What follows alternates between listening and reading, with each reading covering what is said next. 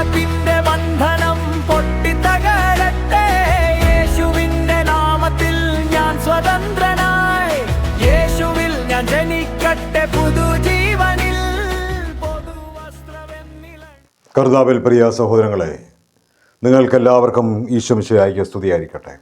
ദൈവജനമേ, നമ്മൾ വീണ്ടും ഒരുമിച്ച് കൂടുവാൻ സർവ്വശക്തനായ ദൈവം നമുക്ക് കൃപ നൽകിയിരിക്കുകയാണ്.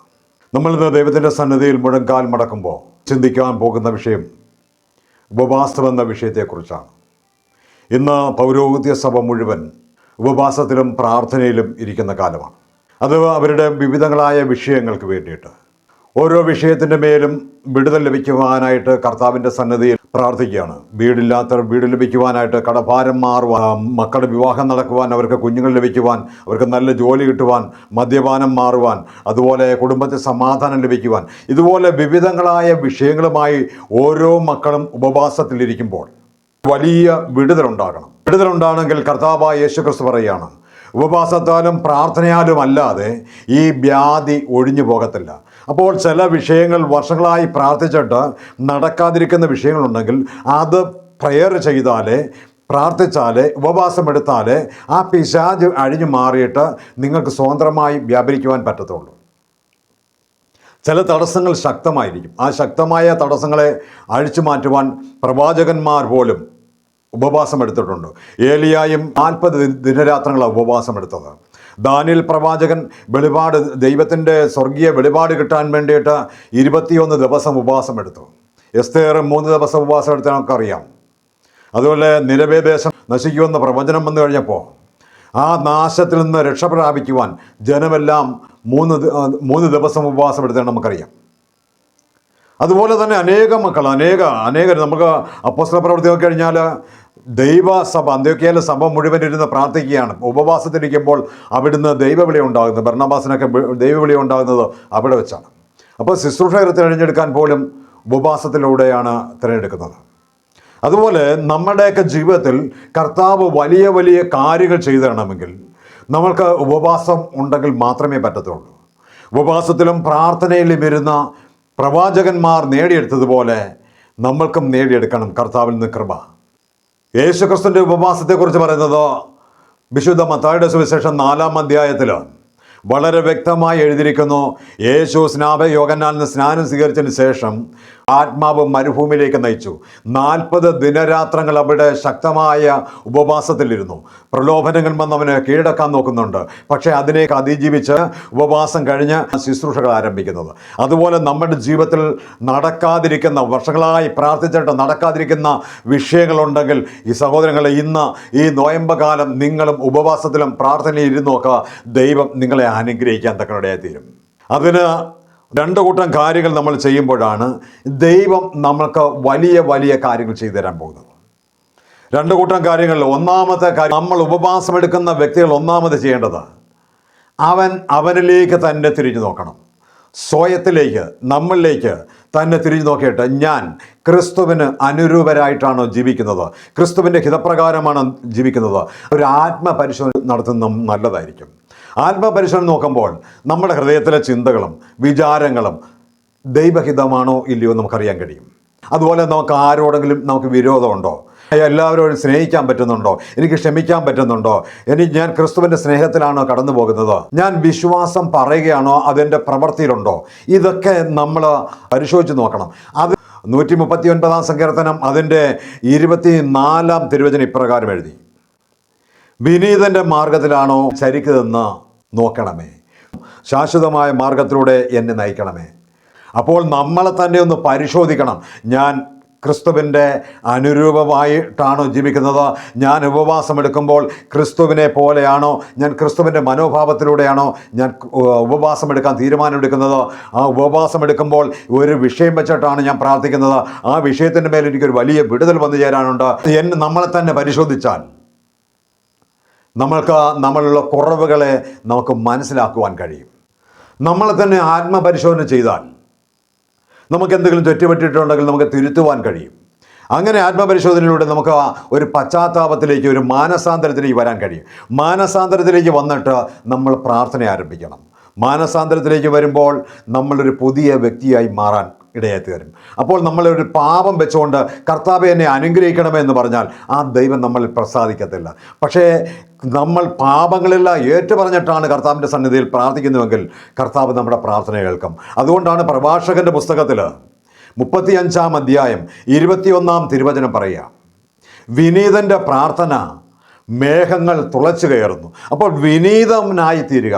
വിനീതൻ്റെ പ്രാർത്ഥന കർത്താവിൻ്റെ സന്നിധിയിൽ മേഘങ്ങളെ തുളച്ചു കയറി പിതാവിൻ്റെ സന്നിധിയിലെത്തും. അതിന് നമുക്ക് വേഗത്തിൽ ഉത്തരം ലഭിക്കുവാൻ തക്കനിടയായി തീരും. അപ്പോൾ ഒന്നാമത്തെ കാര്യം, നമ്മളെ തന്നെ ആത്മപരിശോധന ചെയ്യണം. രണ്ടാമത്തെ ഒരു കൂട്ടം കാര്യമുണ്ട്, നമ്മൾ മറ്റുള്ളവരോട് ചെയ്യുന്നത്. നമ്മൾ മറ്റുള്ളവരോട് എങ്ങനെയാണ് പെരുമാറുന്നത്? മറ്റുള്ളവരോട് നമ്മൾ എങ്ങനെയാണ് ഇടപെടുന്നത്? ക്രിസ്തുവിൻ്റെ സ്നേഹത്തിലാണോ? ക്രിസ്തുവിൻ്റെ മാർഗത്തിലൂടെയാണ് ഞാൻ ചരിച്ചിട്ടുള്ളത്. ക്രിസ്തു പറഞ്ഞു, നിന്നെപ്പോലെ നിൻ്റെ അയൽക്കാരനെ സ്നേഹിക്കുക, വിശക്കുന്നതിനോട്ട് ആഹാരം പങ്കിടുക. ഇതൊക്കെ വചനത്തിലുണ്ട്. ഇത് പ്രകാരമാണ് പോകുന്നത്. നമ്മൾ ശ്രദ്ധിക്കണം. ഒന്നാമത്തെ കൂട്ടം പറഞ്ഞു, നിന്നെ തന്നെ ആത്മപരിശോധന ചെയ്യാൻ പറഞ്ഞു. രണ്ടാമത് കർത്താവ് പറയുക, നിങ്ങൾ മറ്റുള്ളവരോട് ചെയ്യേണ്ട കാര്യങ്ങളെക്കുറിച്ച് വളരെ വ്യക്തമായി യെശയ്യാ പ്രവാചകന്റെ പുസ്തകം 58-ാം അധ്യായം 3-ാം വാക്യം പറയുകയാണ്, നീ ഉപവസിക്കുമ്പോൾ സ്വന്തം സുഖമാണോ നീ അന്വേഷിക്കുന്നത്? നിൻ്റെ കാര്യം മാത്രമാണോ അന്വേഷിക്കുന്നത്? നിൻ്റെ സ്വന്തം സുഖം മാത്രം അന്വേഷിച്ചാൽ നിനക്ക് പ്രാർത്ഥിക്കുന്നുവെങ്കിൽ നിനക്ക് വിടുതലുണ്ടാകത്തില്ല. എന്നാൽ കർത്താവ് പറയുകയാണ്, നീ വേലക്കാരൻ്റെ കൂലി നീ കൊടുക്കണം. നീ വേലക്കാരനെ ജോലിക്ക് വിളിച്ചിട്ട് ജോലി ചെയ്തിട്ട് അവന് കൃത്യമായി നീ കൂലി കൊടുത്തില്ല എങ്കിൽ നിൻ്റെ പ്രാർത്ഥന കൊണ്ട് നിനക്ക് യാതൊരു ഫലവും ഉണ്ടാകത്തില്ല. നീ വചനം എഴുതും, നീ ദിവസേന പ്രാർത്ഥിക്കും, പള്ളിയിൽ പോകും, കുമ്പസാരിക്കും, കുർബാന സ്വീകരിക്കും, നീ എല്ലാം ചെയ്യും. പക്ഷേ നീ ജോലിക്കാരന് കൂലി കൊടുത്തിരിക്കണം. പ്രഭാഷകന്റെ പുസ്തകം 4-ാം അധ്യായം 4-ാം വാക്യം പറയുന്നു, ജോലിക്കാരൻ്റെ കൂലി കണക്കാക്കപ്പെടുന്നത് ദാനമായിട്ടല്ല, അതിന് അവകാശമായിട്ടാണ്. ജോലി ചെയ്യുന്നത് അവൻ കൂലിക്ക് അവകാശമുണ്ടവന്, അത് ദാനമായിട്ട് നമ്മൾ കൊടുക്കുന്നതല്ല. അതുകൊണ്ട് ജോലിക്കാരനെ ഇരുത്തി താമസിപ്പിക്കരുതെന്ന് കർത്താവ് പറയുക. എന്ന് തോബിത്തിൻ്റെ പുസ്തകം പറയുന്നുണ്ട്, വേലക്കാരൻ്റെ കൂലി പിറ്റേ ദിവസത്തേക്ക് നീട്ടിവെക്കരുതെന്ന് കർത്താവ് പറയുക. അങ്ങനെ നീ നീട്ടിവെച്ചിട്ട് നീ പ്രാർത്ഥിച്ചാൽ ചില കാര്യങ്ങൾ നിൻ്റെ ജീവിതത്തിൽ നടക്കും. പക്ഷേ നിനക്കൊരു പൂർണ്ണമായ വിടുതൽ ലഭിക്കത്തില്ല. പൂർണ്ണമായൊരു വിടുതൽ നമ്മുടെ ജീവിതത്തിൽ വേണമെങ്കിൽ, നിൻ്റെ ഉപവാസത്തിനൊരു പൂർത്തീകരണം ഉണ്ടാകണമെങ്കിൽ, നീ പ്രാർത്ഥിക്കുന്ന വിഷയത്തിൻ്റെ മേൽ എൻ്റെ ദൈവം ഇടപെടണമെങ്കിൽ കർത്താവ് പറഞ്ഞ നിയമങ്ങൾ നമ്മൾ പാലിക്കണം. ജോലിക്കാരന് കൂലി കൊടുക്കാതെ നീ പ്രാർത്ഥിച്ചാൽ കർത്താവ് കേൾക്കത്തില്ല. ഒരു കപട പ്രാർത്ഥനയാണ്. ജനങ്ങൾ കാണാൻ വേണ്ടി കണ്ണീരൊഴുക്കുകയും വിലാപത്തോടും നെടുവീർപ്പോടും ഒക്കെ പ്രാർത്ഥിക്കും. ദൈവസന്നിധിയിൽ എത്തത്തില്ല സഹോദരങ്ങളെ. ഇപ്പോഴൊരു പ്രാർത്ഥനയുണ്ട്. ഇപ്പം ഞാനൊരു സഹോദരനോട് കണ്ട് സംസാരിച്ചു. ആ സഹോദരനോട് ചോദിച്ചോ, ഇപ്പം മദ്യപാനമൊക്കെ നിർത്തി സന്തോഷത്തിലാണല്ലോ എന്ന് ചോദിച്ചപ്പോൾ പുള്ളി പറയാ, ഇല്ല, ഞാൻ മദ്യപാനം നിർത്തിയിട്ടില്ല. മദ്യപാനം ഞാൻ നിർത്തിയതെന്ന് പറഞ്ഞാൽ ഈ ഉപവാസം നോയമ്പ് തുടങ്ങിയ ശേഷം ഞാൻ മദ്യപിക്കുന്നില്ല. ഇനി ഞാൻ മദ്യപിക്കും. എന്ന് മദ്യപിക്കും? ഇനി ഞാൻ ഈ ഉപവാസം തീരുന്ന ദുഃഖവെള്ളിയാഴ്ച മലയാറ്റൂർ മല കയറി തിരിച്ച് വീട്ടിൽ വന്നു കഴിഞ്ഞിട്ട് ഈസ്റ്ററോടുകൂടി പിന്നെ മദ്യപാനം വീണ്ടും ആരംഭിക്കും. അപ്പോൾ അതിനകത്തൊരു കപടതയില്ലേ? അപ്പോൾ അതിനകത്തൊരു സത്യസന്ധതയുണ്ടോ? അപ്പം അത് ദൈവത്തിൻ്റെ സന്നിധി നമ്മൾ ആ പ്രാർത്ഥന കേൾക്കുമോ? ഇതൊരു കപടതയാണ്, അതൊരു കപട ഭക്തിയാണ്. നമ്മൾ തൽക്കാലത്തേക്ക് മാത്രം ഉപവാസം എടുക്കുക, വിനീതനാകുക, അതല്ല ദൈവം ആഗ്രഹിക്കുന്നത്. ദൈവം ആഗ്രഹിക്കുന്നത്, നീ ഒരു പൂർണ്ണനാകാൻ ആഗ്രഹിക്കുന്നുവെങ്കിൽ നീ നിന്നെ തന്നെ വിട്ടുകൊടുത്ത് നീ ക്രിസ്തുവിന് അനുരൂപരായി ജീവിക്കുമ്പോഴാണ് നിൻ്റെ ജീവിതത്തിൽ ഈ കർത്താവിൻ്റെ മഹത്വം ഇറങ്ങി വരുന്നത്. ദിവസങ്ങളോളം ഇപ്പോൾ ഈ 40-50 ദിവസമൊക്കെ ഉപവാസം എടുക്കും. പക്ഷെ ഉപവാസം എടുക്കുമ്പോൾ ആ ഉപവാസം എടുക്കുന്ന നേരത്തെ ആഹാരം യെശയ്യാ പ്രവാചകന്റെ പുസ്തകം 58-ാം അധ്യായം അതിൻ്റെ 7-ാം തിരുവചനം പറയാം, നീ വിശക്കുന്നവനുമായിട്ട് ആഹാരം പങ്കിടണം. അത് എൻ്റെ മാതാപിതാക്കളോ സഹോദരങ്ങളോ ഉറ്റവരോ അയൽക്കാരോ വിശന്ന് കിടക്കുന്നുണ്ടെങ്കിൽ നീ ആഹാരം കഴിച്ചിട്ട് അവർ ഭക്ഷണം കഴിക്കാതിരുന്നാൽ നിൻ്റെ ഉപവാസം കൊണ്ട് ഫലമില്ലാതായി പോകും. നിന്നെ വളർത്തിയ വലുതാക്കിയ മാതാപിതാക്കളെ പട്ടിണി കേട്ടിട്ട് നീ ഉപവാസം എന്ന് പറഞ്ഞിട്ട് നീ ദാനധർമ്മം ചെയ്താൽ അതിനും ഫലമില്ലാതായി പോകും. നീ നിരന്തരം പള്ളിയിൽ പോയാലോ പ്രാർത്ഥിച്ചിട്ടോ യാതൊരു ഫലവും ഇല്ല. ഭവനരഹിതനെ വീട്ടിൽ സ്വീകരിക്കണം. നമുക്ക് എല്ലാവരെയും വിളിച്ച് വീട്ടിൽ സ്വീകരിക്കാൻ പറ്റത്തില്ല. പക്ഷേ നമുക്ക് ഒരു വീടില്ലാത്തവന് ഏതെല്ലാം നന്മകൾ നമുക്ക് ചെയ്യാൻ പറ്റുമോ അത് നമ്മൾ ചെയ്തു കൊടുക്കണം. നിങ്ങളുടെ കൂട്ടായ്മകളിൽ ആരെങ്കിലും വിഷമിക്കുന്നുണ്ടെങ്കിൽ അവരൊക്കെ നിങ്ങൾക്ക് ചെയ്യാവുന്ന നന്മകൾ നിങ്ങൾ ചെയ്തു കൊടുക്കണം. അതുപോലെ തന്നെ കർത്താവ് പറയുക, സ്വന്തക്കാരിൽ നിന്ന് നീ ഒഴിഞ്ഞു മാറരുത്. നിൻ്റെ സ്വന്തക്കാരിൽ നിന്ന് ആവശ്യമുള്ളവർ, ഒരുവൻ വിശക്കുന്നോ അല്ലെങ്കിൽ ദാഹിക്കുന്നോ അല്ലെങ്കിൽ വീട് വെക്കാനോ സാമ്പത്തികമായോ നിന്നോട് സഹായം ചോദിച്ചാൽ നിൻ്റെ കയ്യിൽ വെച്ചിട്ട് ഇല്ല എന്ന് നീ പറയരുത്. കർത്താവ് അത് ഇഷ്ടപ്പെടുന്നില്ല. കർത്താവ് പറയുക, നീ അവനിൽ നിന്ന് ഒഴിഞ്ഞു മാറരുതെന്ന് കർത്താവ് വളരെ വ്യക്തമായിട്ട് യെശയ്യാ പ്രവാചകന്റെ പുസ്തകത്തിൽ 58-ാം അധ്യായം 7-ാം തിരുവചനം എഴുതി വെച്ചു. നമ്മളെ തന്നെ എളിമപ്പെടുത്തിയിട്ടാണ് നമ്മൾ പ്രാർത്ഥിക്കേണ്ടത്. അതുകൊണ്ടാണ് യെശയ്യായുടെ പുസ്തകം 66 പറഞ്ഞത്, ആത്മാവിൽ എളിമയും എൻ്റെ വചനം കേൾക്കുമ്പോൾ വിറയ്ക്കുകയും ചെയ്യുന്നവനെയാണ് ഞാൻ കടാക്ഷിക്കുന്നത്. അപ്പോൾ ദൈവത്തിൻ്റെ വചനപ്രകാരം വരുമ്പോൾ ആ ദൈവത്തിൻ്റെ ഹിതപ്രകാരം നീ ചെയ്താൽ മാത്രമേ നിൻ്റെ ജീവിതത്തിലേക്ക് കർത്താവിൻ്റെ അനുഗ്രഹം കടന്നു വരുത്തുള്ളൂ. ജോലിക്കാരന് കൂലി കൊടുക്കുകയും വിശക്കുന്നവന് ആഹാരം കൊടുക്കുകയും നഗ്നന് ഉടുപ്പിക്കുകയും ദാഹിക്കുന്നതിന് കുടിക്കാൻ കൊടുക്കുകയും നിൻ്റെ സ്വന്തക്കാലിൽ നിന്ന് ഒഴിഞ്ഞു മാറാതിരിക്കുകയും ചെയ്താൽ നീ പ്രാർത്ഥിച്ച തീരും മുമ്പേ കർത്താവ് നിനക്ക് മറുപടി തരാനിടയെ തരും. നീ ഒരുപാട് കടന്ന് പ്രാർത്ഥിക്കേണ്ട. നിന്റെ സൽപ്രവർത്തികൾ കണ്ടിട്ട് ദൈവം നിന്റെ മേൽ ഇറങ്ങി വന്ന് നിന്റെ മേൽ അത്ഭുതങ്ങൾ ചെയ്യാൻ തക്കനിടയെ തീരും. ഈ രണ്ട് കൂട്ടം കാര്യങ്ങൾ ചെയ്യണം. നിന്റെ തന്നെ ആത്മപരിശോധന ചെയ്യണം. രണ്ട്, മറ്റുള്ളവർക്ക് ചെയ്യേണ്ട നന്മകൾ നീ ചെയ്തു കൊടുക്കണം. മൂന്നാമത് ചെയ്യുന്നത് കർത്താവ് നമ്മൾക്ക് ചെയ്തു തരും. യെശയ്യാവിൻ്റെ പുസ്തകത്തിൽ 58 അധ്യായം 9 വാക്യം പറയുക, നീ പ്രാർത്ഥിച്ചാൽ കർത്താവ് ഉത്തരമരുളും. നീ എന്ത് പ്രാർത്ഥിക്കുന്നോ അതിനെല്ലാം കർത്താവ് ഉത്തരമരുളാനിടയായിത്തീരും. നീ ഏത് വിഷയത്തിനു വേണ്ടി ഭാരപ്പെട്ട് പ്രാർത്ഥിക്കുന്നോ അതിനെല്ലാം കർത്താവ് നിനക്ക് ഉത്തരം തരും. ദാനിയേൽ കർത്താവിൻ്റെ ഭക്തനായിരുന്നു, മനുഷ്യനായിരുന്നു. ആ മനുഷ്യൻ പ്രാർത്ഥിച്ചു. 21 ദിവസം ഉപവാസമെടുത്ത് പ്രാർത്ഥിച്ചപ്പോൾ ദൈവത്തിൻ്റെ സ്വർഗീയ രഹസ്യങ്ങൾ, സ്വർഗീയ വെളിപാട് ലഭിക്കുവാൻ തക്കവണ്ണം ഇടയായി തീർന്നു. എസ്തേറൊക്കെ പ്രാർത്ഥിച്ചു, നിനവേ ദേശം പ്രാർത്ഥിച്ചു. യെഹോശഫത്ത് രാജാവിനെ നമ്മൾ നോക്കിക്കഴിഞ്ഞാൽ ആ രാജ്യത്തിനെതിരെ മറ്റു രാജ്യക്കാർ യുദ്ധത്തിന് വന്നപ്പോൾ ആ സമൂഹത്തെ മുഴുവൻ വിളിച്ചുകൂട്ടി, ആ രാജ്യത്തെ മുഴുവൻ വിളിച്ചുകൂട്ടി അവർ ഉപവാസം പ്രഖ്യാപിച്ചു. ശത്രുക്കൾ പരാജയപ്പെട്ടു പോയതായിട്ട് നമുക്ക് കാണാൻ പറ്റും. അതുപോലെ നമ്മുടെ ശത്രുക്കളെ പരാജയപ്പെടുന്ന എപ്പോഴാണ്? നമ്മൾ ഈ നിയമങ്ങൾ പാലിച്ചിട്ട് അപ്പോസ്തലന്മാരും പ്രവാചകന്മാരും പ്രവാചികമാരും ഒക്കെ ഇരുന്ന് ദൈവസന്നിധിയിൽ നിലവിളിച്ച് ഉപവാസത്തോടും പ്രാർത്ഥനയോടും ഇരുന്ന് എന്തെല്ലാം നേടിയിട്ടുണ്ടോ സഹോദരങ്ങളെ, നമുക്ക് നേടിയെടുക്കാൻ കഴിയും. യേശുക്രിസ്തു ഉപവാസം ഇരുന്നതിന് ശേഷമാണ് കർത്താവിൻ്റെ സന്നിധിയിൽ നമുക്കറിയാം അത്ഭുതങ്ങളും അടയാളങ്ങളും മരിച്ചവനെ ഉയർപ്പിച്ചതും വചനപ്രഘോഷണം എല്ലാം നടക്കാൻ ഇടയായി തീർന്നത്. അതുപോലെ നമ്മുടെ ജീവിതത്തിലേക്ക് കർത്താവ് ഇറങ്ങി വരണമെങ്കിൽ കർത്താവിൻ്റെ സന്നിധിയിൽ ഈ വിധങ്ങൾ നമ്മൾ പാലിച്ചാൽ കർത്താവ് നമ്മുടെ ജീവിതത്തിലേക്കും ഇറങ്ങി വരും. സഹോദരങ്ങളെ, 2022 മുഴുവൻ മുന്നോട്ടുള്ള യാത്ര എങ്ങനെയാണെന്ന് ചിന്തിച്ച് 1 വർഷക്കാലം ഉപവാസത്തിലും പ്രാർത്ഥനയിലും കടന്നുപോയി. രാവിലെ എഴുന്നേറ്റ് പള്ളിയിൽ പോകും, കുർബാനയ്ക്ക് പോകും, അതിനുശേഷം ടെറസിൻ്റെ മുകളിൽ പോയി ഇരിക്കും. രാത്രി എന്നില്ല പകലെന്നില്ല ഇങ്ങനെ പ്രാർത്ഥിച്ചു. ഉപവാസത്തോടും പ്രാർത്ഥനയോടും ഇരുന്നു. ഈ മുന്നോട്ടുള്ള വഴിയെ കണ്ടെത്താതെ മരുഭൂമിയിൽ അലഞ്ഞു നടന്നൊരു അവസ്ഥ പോലെ തോന്നി. പക്ഷേ ആ സമയത്ത് ദൈവവുമായി സംസാരിക്കാനിടയായി തീർന്നു. അതിനുശേഷമാണ് സഹോദരങ്ങളെ കൂട്ടായ്മകൾ ശക്തിപ്പെടാൻ തുടങ്ങിയത്.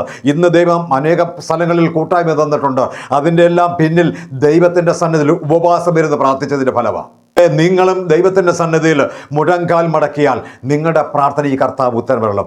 നീ ഉപവാസത്തിലും പ്രാർത്ഥനയിരുന്നാൽ നീ ചോദിക്കുന്നതിന് മുമ്പ്, നീ വിളിക്കുന്നതിന് മുമ്പേ ഞാൻ ഉത്തരമരുളുമെന്ന് യെശയ്യാ പ്രവാചകന്റെ പുസ്തകം 58 അധ്യായം 9 വാക്യം എഴുതി. നീ പ്രാർത്ഥിച്ചാൽ കർത്താവ് ഉത്തരമരുളും. നീ നിലവിളിക്കുമ്പോൾ ഇതാ ഞാനെന്ന് പറഞ്ഞ് മറുപടി തരും. അനേകര് നിലവിളിച്ചിട്ടുണ്ട്. ഹന്ന നിലവിളിച്ചു, കർത്താവ് മറുപടി കൊടുത്തു. അനേക പ്രവാചകന്മാർ നിലവിളിച്ചു, അതിനെല്ലാം കർത്താവ് നിലവിളിക്ക് ഉത്തരം കൊടുത്തു. ഇതാ ഞാനെന്ന് പറഞ്ഞ് ഇറങ്ങി നമ്മുടെ അടുക്കൽ വരുന്നൊരു കർത്താവ്. എന്നിട്ടാണ് 2022 പ്രാർത്ഥിക്കുമ്പോൾ ഇതാ ഇറങ്ങി വന്നത് എൻ്റെ അടയാളമാണ്. ആദ്യമായി ഒരു കൂട്ടായ്മ തുടങ്ങാനിടയായി തീർന്നു. ആ കൂട്ടായ്മയിലൂടെ തമിഴ്നാട്ടിലേക്ക് പോയി, അത് കഴിഞ്ഞപ്പോൾ പത്തനാപുരത്തേക്ക് പോയി. അനേക സ്ഥലങ്ങളിൽ ഇപ്പോൾ പ്രാർത്ഥനയെ വിളിച്ചുകൊണ്ടിരിക്കുന്നു. വിദേശ രാജ്യങ്ങളിൽ പോലും വിളിക്കാൻ എൻ്റെ ദൈവം ഇടയാക്കി. കാരണം എൻ്റെ വലിപ്പം കൊണ്ടല്ല, കർത്താവിൻ്റെ സന്നിധിയിൽ മുഴങ്കാൽ മടക്കിയതിൻ്റെ പ്രതിഫലമായിട്ടാണ്. നിങ്ങളും കർത്താവിൻ്റെ സന്നിധി ഇരുന്ന് നോക്കുക, നിങ്ങളെ തന്നെ വിനീതനാക്കി നോക്കുക. കർത്താവ് നിങ്ങളുടെ മേൽ അത്ഭുതങ്ങളെ ചെയ്യാനിടയായി തീരും. എന്നിട്ട് നിന്റെ ജീവിതത്തിൽ എന്ത് സംഭവിക്കുന്ന അതിൻ്റെ 8 വാക്യം എഴുതിയിട്ടുണ്ട്. നിന്റെ വെളിച്ചം പ്രഭാതം പോലെ പൊട്ടിവിരിയും. നിന്റെ ജീവിതത്തിലെ വെളിച്ചം പ്രഭാതം പോലെ പൊട്ടിവിരിയും. നീ വേഗം സുഖം പ്രാപിക്കും. ഹല്ലേലൂയ. നീ കർത്താവിൻ്റെ സന്നിധി മുഴങ്കാൽ മടക്കി പ്രാർത്ഥിക്കുന്ന ഒരു വ്യക്തിയെ പോലും കർത്താവ് വെറും കൈയോട് വിടത്തില്ലെന്ന് കർത്താവിൻ്റെ തിരുവചനം എഴുതിയിട്ടുണ്ട്. അതുകൊണ്ട് ഇവിടെ പറയാണ്, നിന്റെ വെളിച്ചം പ്രഭാതം പോലെ പൊട്ടിവിടരും. അതുപോലെ നീ വേഗം സൗഖ്യം പ്രാപിക്കും. അതുവരെ ഒഴുക്കിയ നിന്റെ കണ്ണുനീരിനെല്ലാം കർത്താവ് മറുപടി തന്ന് നിന്നെ അനുഗ്രഹിക്കും. നിന്റെ നീതി നിന്റെ മുമ്പിലും കർത്താവിൻ്റെ മഹത്വം നിന്റെ പിൻപിലും നിന്നെ സംരക്ഷിക്കും. ഹല്ലേലൂയ. നിന്റെ നീതി നിന്റെ മുമ്പിൽ ഉണ്ടായിരിക്കും. നീ എന്ത് ചോദിച്ചാലും കർത്താവ് അതിന് നിനക്ക് മറുപടി തരുമെന്ന് കർത്താവ് പറഞ്ഞു. നിന്റെ നീതി നിന്റെ മുമ്പിലും കർത്താവിൻ്റെ മഹത്വം നിന്റെ പിൻപിലും നിന്നെ സംരക്ഷിക്കും. ഹല്ലേലൂയ. നിന്റെ നീതി എന്താ?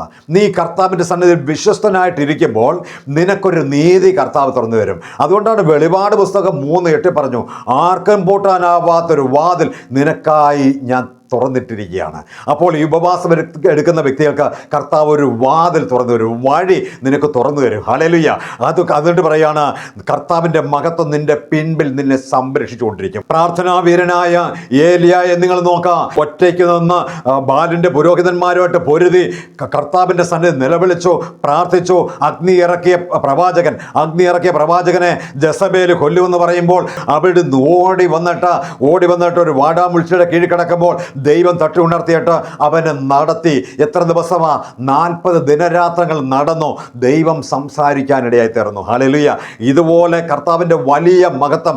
നീ ഒരു ആപത്തപ്പെടുമ്പോൾ, നീ ഒരു പ്രശ്നത്തിൽ വരുമ്പോൾ കർത്താവ്, നീ ഉപവാസം എടുക്കുന്ന വ്യക്തിയാണോ, പ്രാർത്ഥിക്കുന്ന വ്യക്തിയാണോ, നിന്നെ സംരക്ഷിക്കാൻ കർത്താവിൻ്റെ മഹത്വം നിന്റെ കൂടെ, നിന്റെ പിൻപിൽ ഉണ്ടായിരിക്കും. നീ വീണു പോകാൻ ഇടയാകത്തില്ല.